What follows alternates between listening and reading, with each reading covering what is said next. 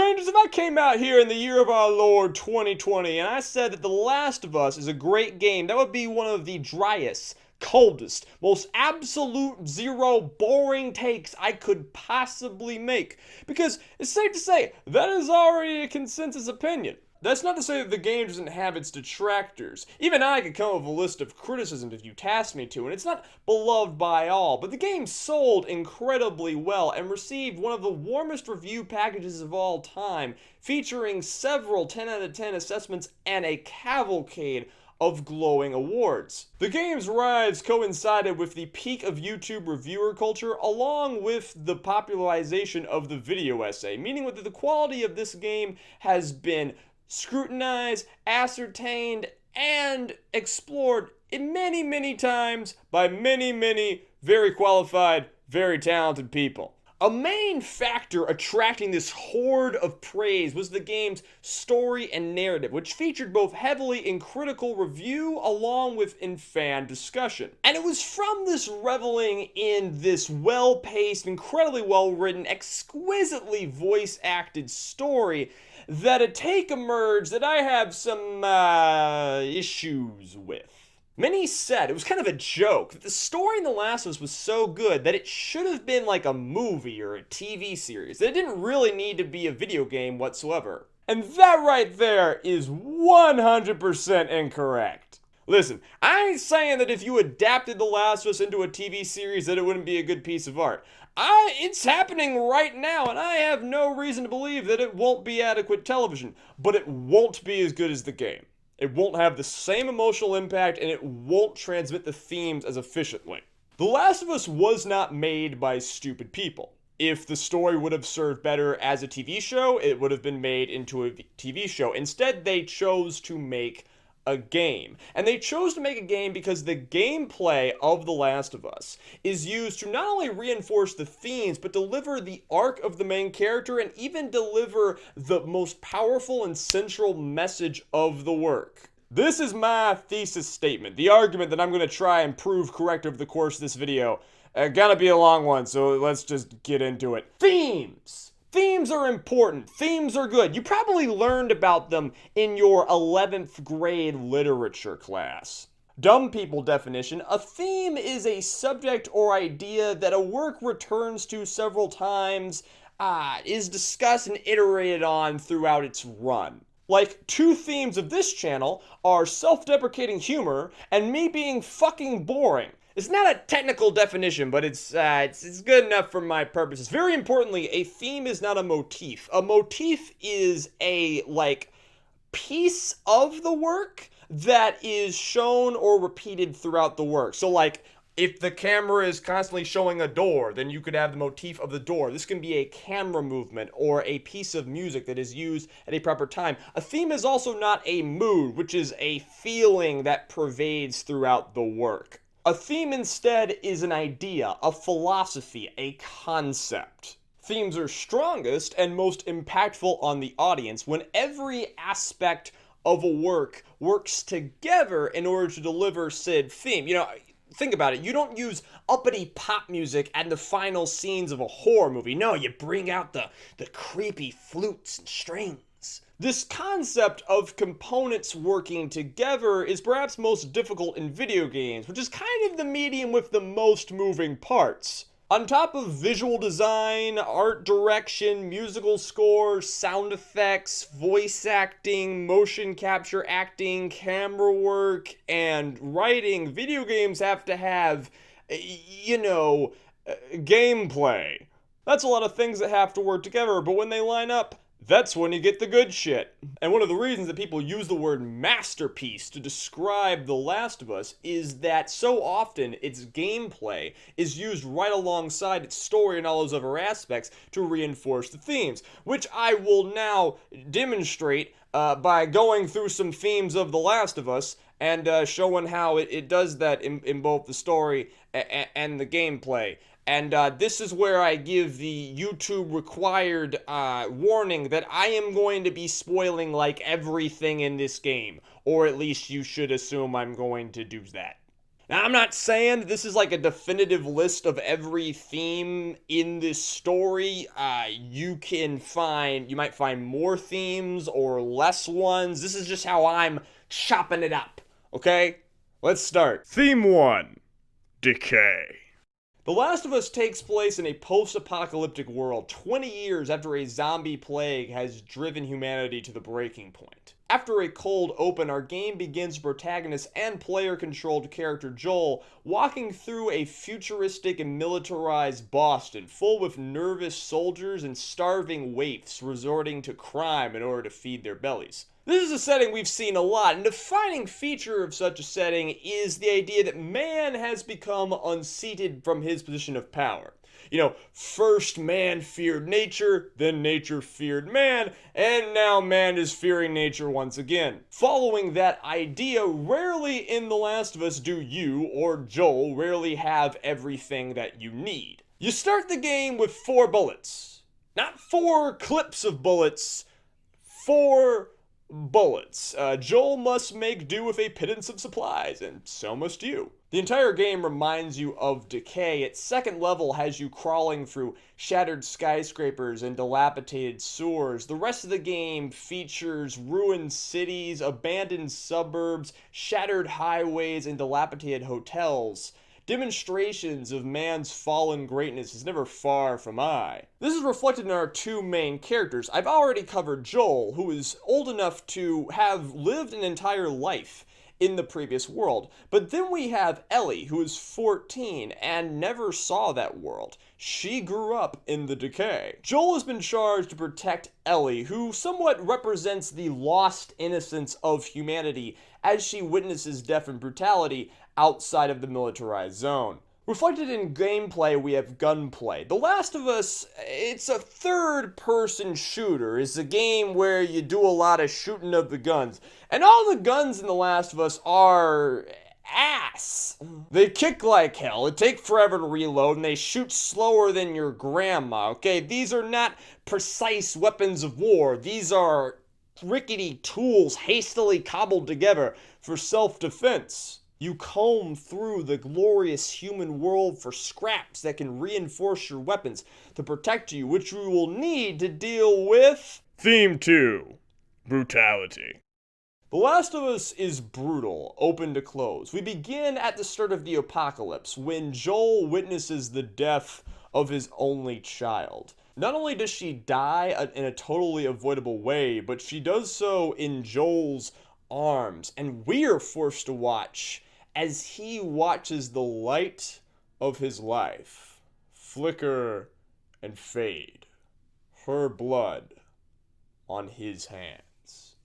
The game ends in a similarly brutal fashion, but we'll get to that later. Brutality never leaves us. Our first level features the execution of an infected civilian, and Joel's business partner Tess killing a business partner that betrayed them. Joel is unfazed by this brutality, and teaches us to be so as well. This is a brutal world. You must fight to survive, and oh, do we fight. Melee combat is perhaps the weakest link in The Last of Us gameplay, but it does a great job at illustrating this theme of brutality. Joel he's got his simple brawler fight style.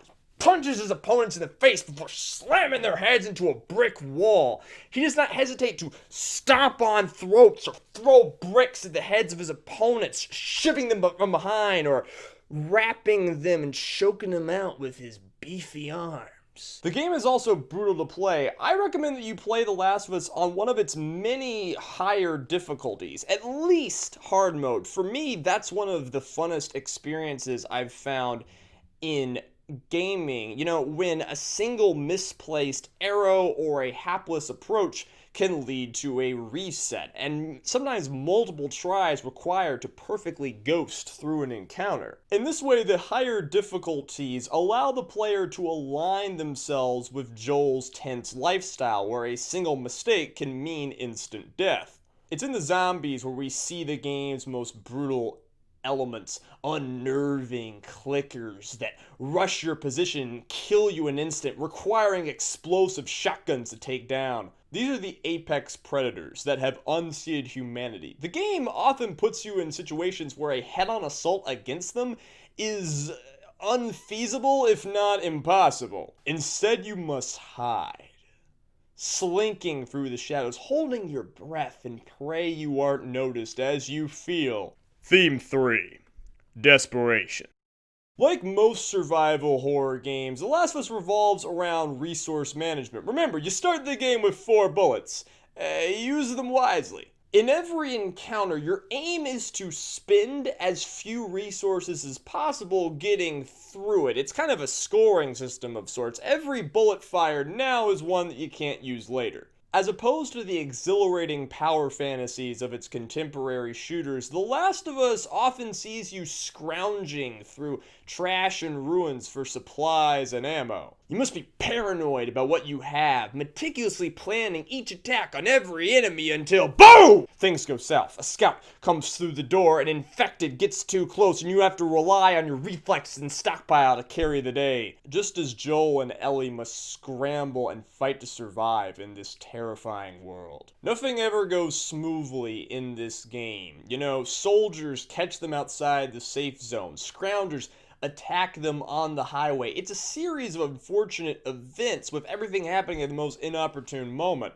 They and you must be constantly vigilant just to get by. It is all they can do, as we see that Decay, Brutality, and Desperation crystallize into the purely story theme of Brokenness. About an hour into the game, Ellie points out that Joel is wearing a broken wristwatch. For many players, this will be the first, emotional gut punch after the opening, as we realize that Joel is wearing the watch that his daughter gave him in our opening cutscene, even though it has long stopped working. And as the game goes on, we learn there's a lot too about Joel that ain't working. He doesn't seem bothered by the game's brutal events. Throughout the game, you will rarely hear Joel complain or, be unnerved by violence and bloodshed. He pushes forward and does what he needs to do. You see, survival is the central message of Joel's character. When a dying Tess monologues about all they've lost and all they've compromised, Joel describes their party as survivors. When his brother Billy reminisces about the horrors of yesteryear, Joel wipes away his concerns by saying that they were surviving. Joel has made it 20 years through this brutal world, a salaried family man transformed into the master of an apocalypse. But it has killed part of him. It made him bury something, along with his daughter. It made him bury hope.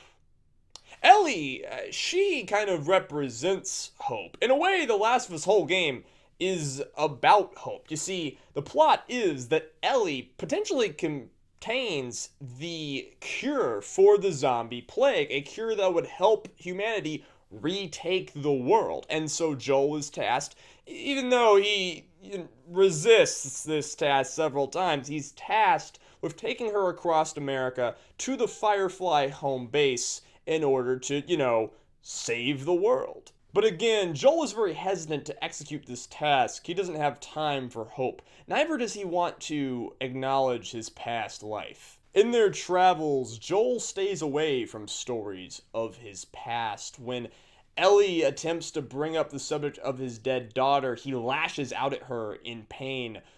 Joel has been mourning Sarah for longer than Ellie has been alive.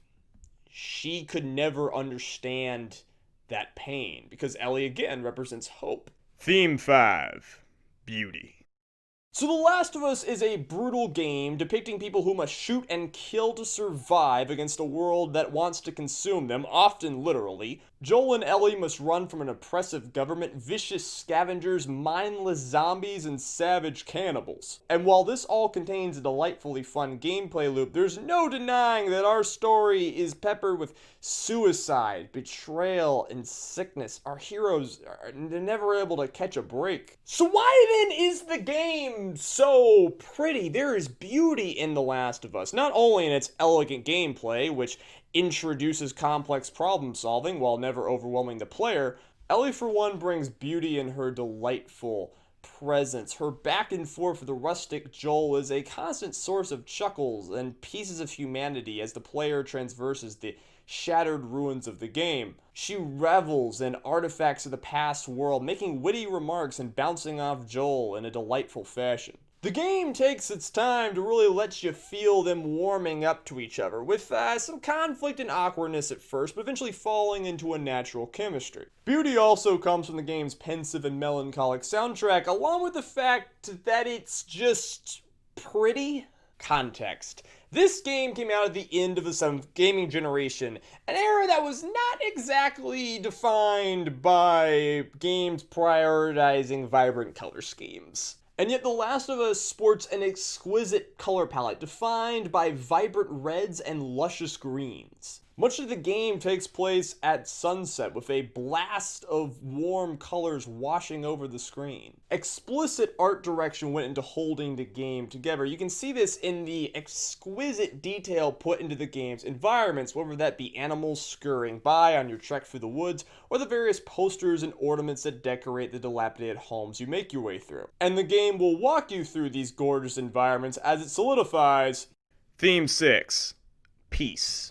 Pacing is a vital constituent of any experience, especially a narrative one. As a guy who's gotten into novel writing in the past 3 years, I myself think a lot about how I want to balance the various elements of my story, finding those correct ratio of tension, excitement, fun, character building, and exposition. Without getting too complex, it's easy to explain pacing by saying that all stories bounce between a charged and a relaxed state. Take any movie you like, and you'll be able to divide the entire thing into relaxed scenes of character development and exposition, and charged tense scenes of conflict and heightened emotions. In video games, this translates into moments when the game is demanding a lot of complex inputs from the player, and moments where it's not. This is often referred to as a gameplay loop. Take Fury. It's a brilliant game. It consists basically of 10 boss battles, and between each fight,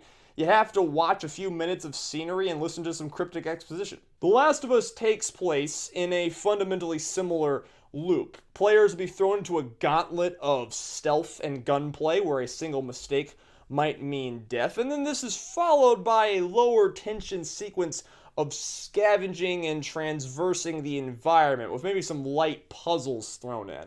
Most of the game's sequences will end with a moment of nail-biting tension and thus begin with a much lower energy sequence. This often takes the form of the game just forcing the player to walk through some beautiful scenery of environment with these gorgeous visuals and this just having a stimulating conversation between Joel and Ellie. At first glance, we might label these sequences as padding, filler thrown in to make the game longer, but if we acknowledge that this game was made by people who are not idiots with, brains, we understand that they were put in here for a purpose. I think that purpose was to make the player feel peace. This is a savage world of chaos and death where humans fend off the chance of dismemberment by humans and beasts alike, while also dealing with starvation in the elements. Tragedy constantly befalls our characters and constant curveballs of gameplay, and yet even in this savage world, there are moments of peace. A rainy car ride with an old country song, a pensive walk through the woods as a heron flies by, guns maintained in a solitude garage, or stories told round the campfire. Even in these apocalyptic times, the human spirit allows for love and life to thrive, with happiness and joy derived from even these gloomiest of times. Our characters walk through these beautiful landscapes, and they talk to each other, developing Theme 7, Togetherness. The Last of Us has a lot of dialogue. Joel and Ellie spend a lot of time talking, at first to Joel's chagrin.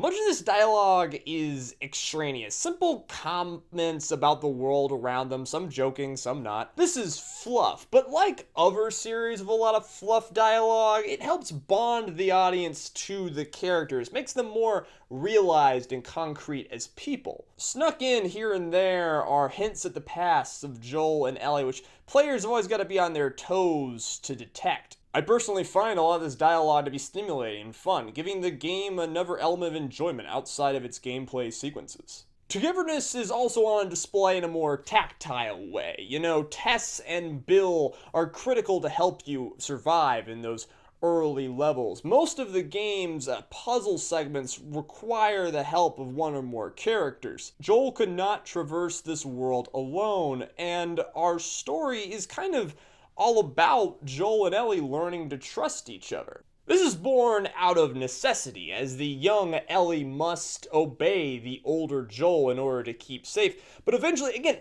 even the vicious and powerful Joel cannot survive this world alone, and thus he must rely on Ellie to guard his back. Joel trusting Ellie with a gun is a pivotal moment in the story, and it builds to our winter sequence when Ellie must feed herself and care for the wounded Joel, who lies on the brink of death. Through trauma and strength of personality, these two bond. They learn to love one another, broken hearts, leaning on each other for Theme 8, Growth and Healing.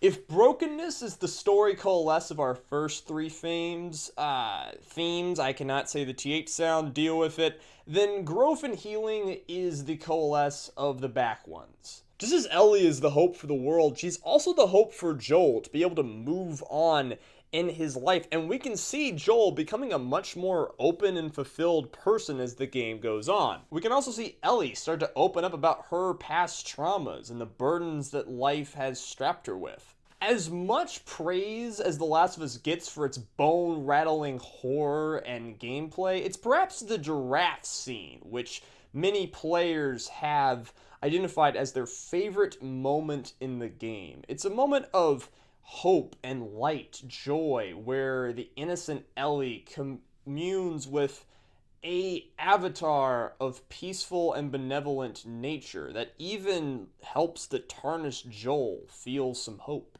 Eventually, Ellie starts to fill the hole left in Joel by his daughter's death. Through protecting her, he can redeem himself as he wasn't able to protect Sarah, and by the end of the game, he is able to talk freely about Sarah, as he has processed this pain in a healthy manner. The game tells a beautiful story through these themes, juxtaposition between tense survival horror moments and more beautiful and peaceful ones reinforce each other. And the brutal pain of our story and the bleak emotional lows allow for the heights of marvelous relief as we see the characters that we now care about start to learn and deal with their trauma. Gameplay works with the story to communicate these themes. You know, a harsh, crushing, savage world begets harsh, savage, crushing gameplay. Untapped healing begets pensive walks through the woods. Two people working together to save one another. Perhaps best exemplified by when we bounce between our main characters in the winter sequence as they fight to reach one another. Now, I hope I've given a lot of examples of the gameplay and the story working together thematically, but you might not be satisfied.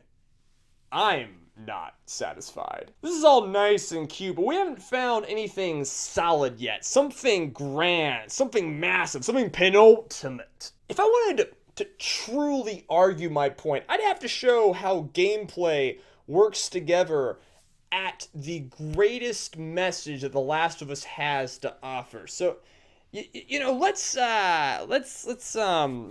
I need the true purpose of The Last of Us. Let's take another crack at it. So earlier I said that The Last of Us was about hope, and that was a bit of a deception. It is, but in a more personal sense. Yes, even though this story is about a man ferrying a girl across America who might be the cure for the zombie plague. At the end of that story, we get to the Fireflies, we get to the good guys, and we find out that in order to extract the cure from Ellie's brain, they're going to have to kill her. And Joel, remember this guy who's just surviving, who could have walked away, decides that this is that's not gonna fly. Joel fights his way through lines of soldiers, eventually breaking an unconscious Ellie out of the clinic and murdering the leader of the Fireflies so they won't be pursued. In doing this, Joel has potentially doomed humanity, but he has saved the person closest to him.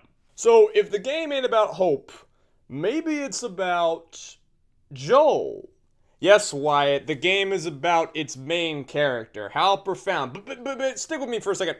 Let's dig it. What do we actually know about Joel? Well, at first glance, he's plain Jane. Joel does a great impression of the target demographic's father. Gruff, unemotive, but efficient. He speaks business and works with his partner Tess in a Texan yes ma'am. He's not a jabberjay, nor is he a ray of sunshine. Joel expresses his personality in rather mundane ways, his interests delegated to music and sports. He isn't constantly philosophizing about his place in the universe or asking other characters for their opinions. He's not wacky or zany. He's just a guy, a normal, average guy. Except, he's clearly not. If we do like a rough math estimation, Joel is in his mid-30s during the game's opening sequence. First, he's raising a teenage daughter, and she doesn't seem to be a screw-up. Joel admits later that he never received a college education. Perhaps Sarah's birth had something to do with that decision. And yet, in his 30s, he is able to pull down a salary that affords him to live in this multi-story house in the Austin suburbs and give his daughter a comfortable middle-class life. Does this look like the average lifestyle of a 33-year-old high school educated single parent of a teenage daughter? Also, if you think that I am reading too much into this, you can go. Just go.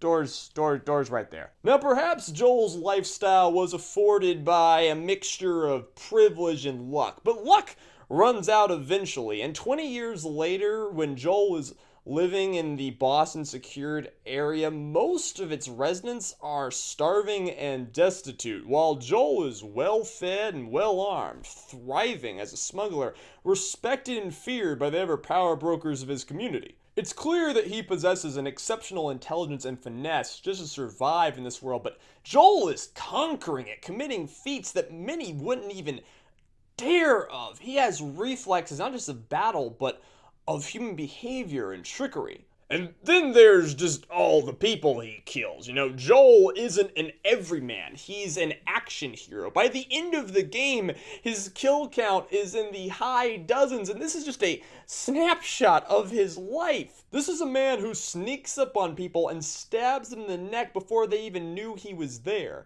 Headshots, neck shots, bricks perfectly lobbed at the face.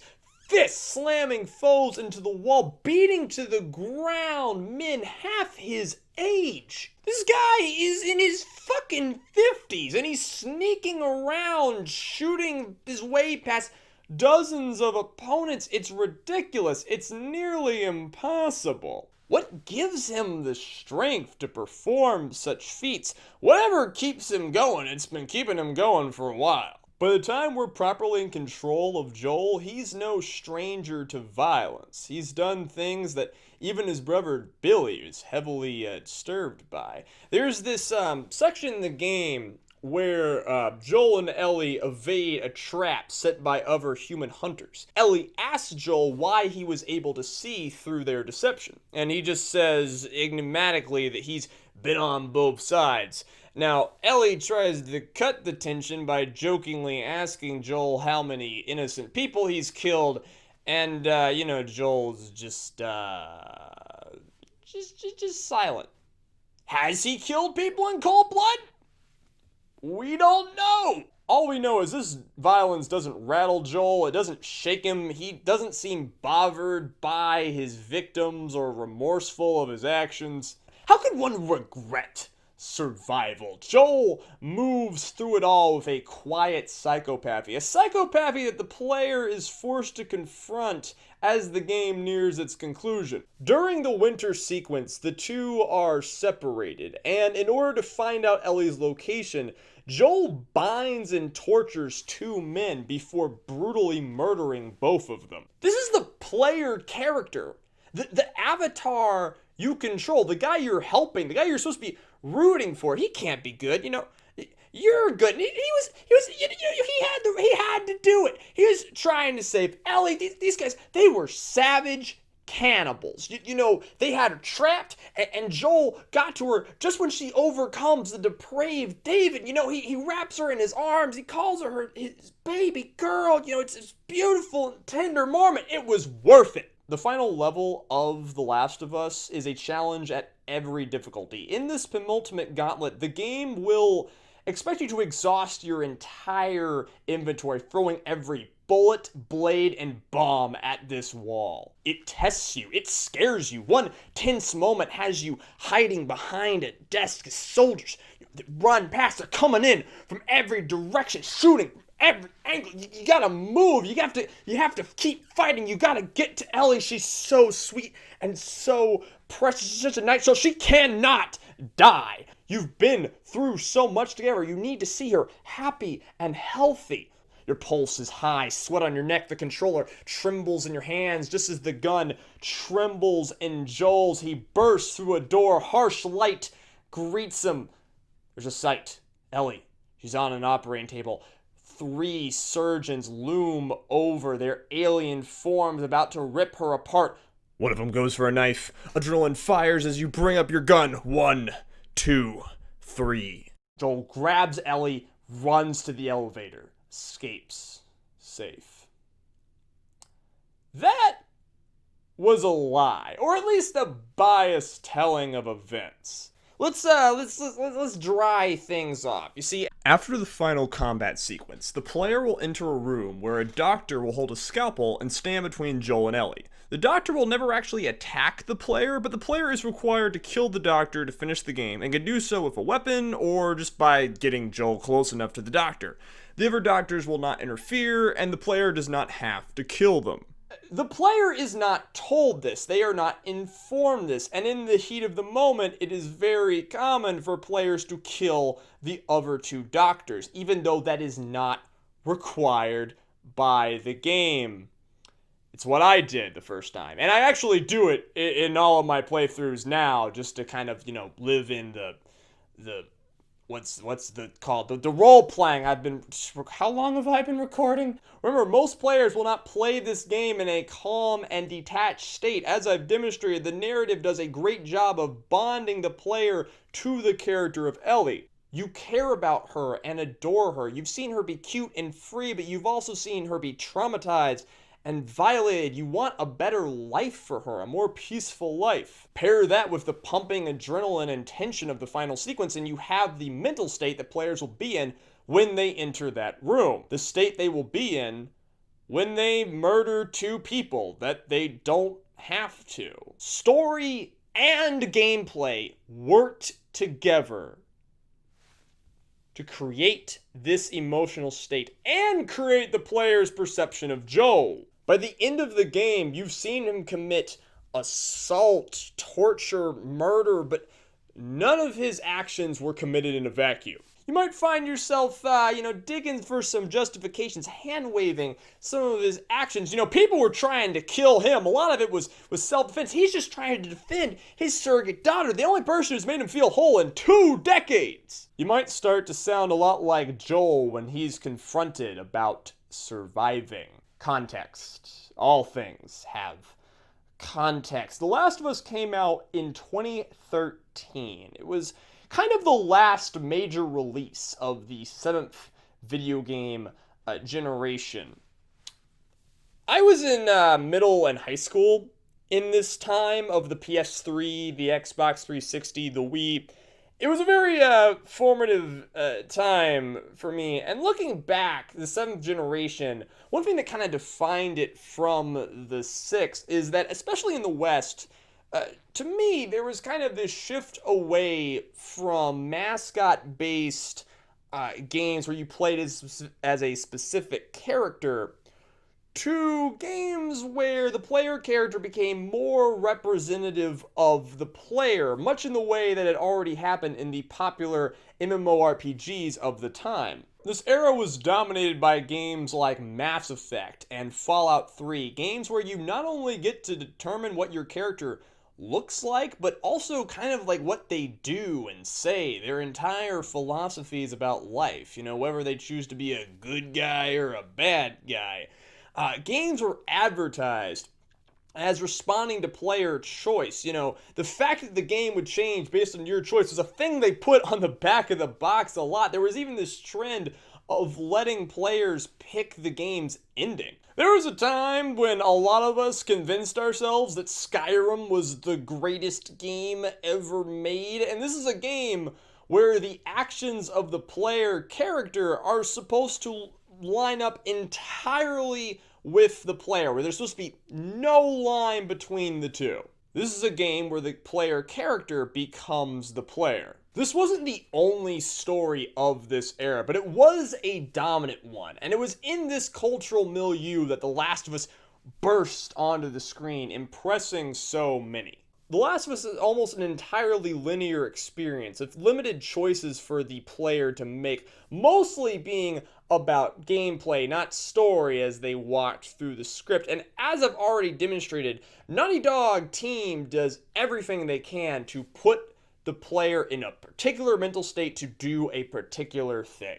In a time where so many games would have Joel becoming you, The Last of Us is about you becoming Joel.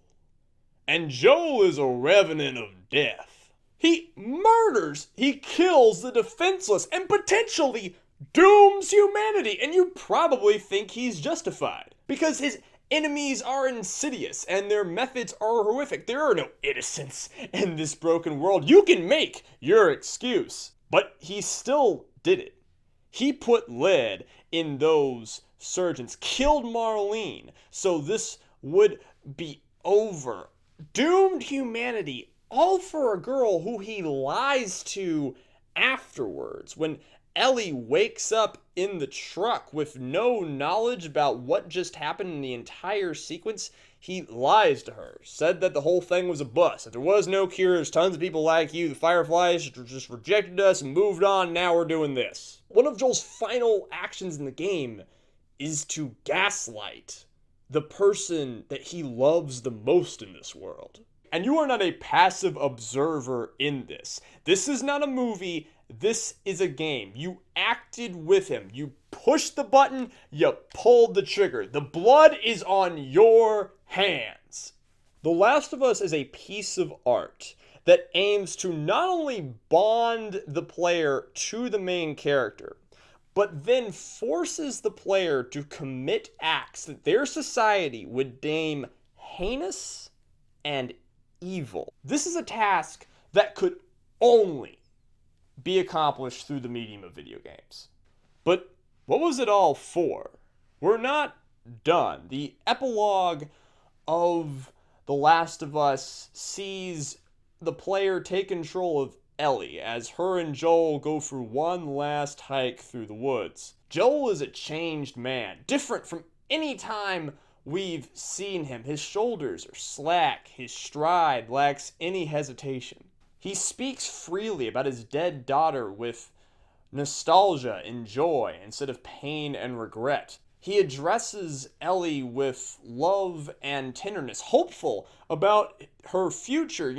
They're about to be at his brother's town soon, a place where they managed to carve out a piece of civilization and humanity in this world. A place where Joel and Ellie can rest, have friends, make lives.